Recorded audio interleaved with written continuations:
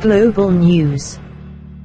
Vatican court convicts ex-hospital chief in housing scandal. Breaking news. Vatican City, AP. A Vatican court on Saturday convicted the former president of the Pope's Children's Hospital of diverting some $500,000 in donations to renovate a cardinal's flat and gave him a one-year suspended sentence. The original charges against ex-hospital president Giuseppe Profiti had been embezzlement. But the court convicted him of a lesser offense of abuse of office after the defense argued the money was intended as an investment to benefit the hospital. The three-judge tribunal absolved Bambino Gesù Pediatric Hospital's former treasurer, Massimo Spina. Notably, neither the cardinal who benefited from the renovation nor the contractor who was apparently paid twice for doing the work was charged. More than anything, the trial exposed how Cardinal Tarcisio Beto, the Vatican's former Secretary of State, bent Vatican rules to get his retirement apartment ready after Pope Francis was elected in 2013 and named a new Secretary of State. It also revealed the opacity, silence and poor management in the handling of Vatican assets, prosecutor Roberto Zaotti said in his closing arguments. A lack of financial transparency and accountability has bedeviled the Holy See for centuries and been a top concern for Francis' reform-minded papacy. And it shined further light on the finances of the Bambino Gesù, Baby Jesus, Hospital, which was the subject of an Associated Press investigation earlier this year. The AP uncovered a secret 2014 Vatican-authorized probe that found that the hospital's mission under the Profiti administration had become more aimed at profit than patient care. After retiring in 2013, Beto was assigned a 400 square meter, 4,305 square feet, top-floor bachelor pad in the Vatican-owned Palazzo San Carlo.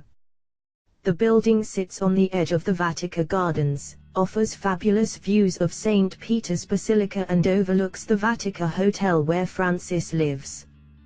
During the trial, the cardinal was shown to have personally engineered the unprecedented maneuver to get an old friend, Gaeta Iobedera, to do the renovation.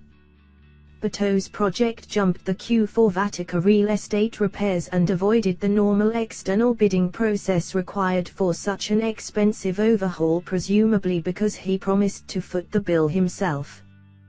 While Beto paid some €300,000, $355,000, out of his own pocket, the hospital foundation also paid Badera's firm €422,000 for the job. In closing arguments Saturday, defense lawyer Attoello Blasi insisted there was no crime in investing foundation money in the renovation since Profiti intended to use Beto's apartment for fundraising events to benefit the hospital. Investing is not the same thing as spending, Blasi told the court.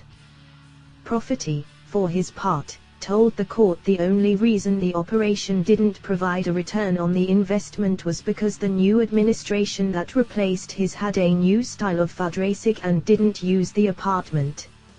Even though Beto never was charged, lawyers nevertheless came to his defense on Saturday.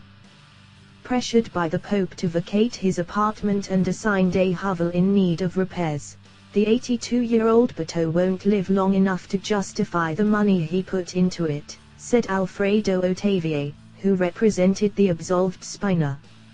He was the victim of the trial, Ottaviani told the court in closing arguments, adding that Beto could have avoided participating altogether but chose instead to write a detailed letter to the court laying out what transpired. Neither the letter nor any of court documentation is available to the public. Ottaviani said he was pleased that his client, Spina, was absolved. The court has recognized that Mr. Spina has not committed a crime, he said afterward. In the end, Badera's firm, Castelli Re, went bankrupt, and the hospital's €422,000 were sent instead to another Badera company located in Britain, LG Contractors Limited. That was presumably the transaction that tripped up the Vatican's financial regulators, who were called to testify at trial but declined to provide details, citing the need to keep their intelligence-gathering operations secret. The only hint of a potential kickback involved a proposed six-figure donation from Badera to the hospital foundation. Profiti said he didn't exclude that he had sought such a donation, and Spina testified that he tried to get the money out of Badera. Badera, however, pleaded financial hardship after his company went bankrupt and never paid up. Neither Beto nor Badera was indicted in the case, though it is possible prosecutors in the Vatican and Italy now have the evidence they need to mount a case against the builder over the allegation he got paid twice for the same work. At the trial, Badera testified that he never billed twice for the works, though he acknowledged he was no longer fully in control of the company after it went bankrupt in early 2014. Beto has insisted he knew nothing of the hospital's payment. After the scandal came to light in late 2015, Beto quickly made a €150,000 $177,300 donation to the hospital. He insisted it wasn't a payback but a gesture of goodwill. This version corrects that prosecutors asked to absolve the hospital's ex-treasurer for insufficient evidence, rather than shelve the case, and that the defendants are accused of diverting over $500,000, not $500.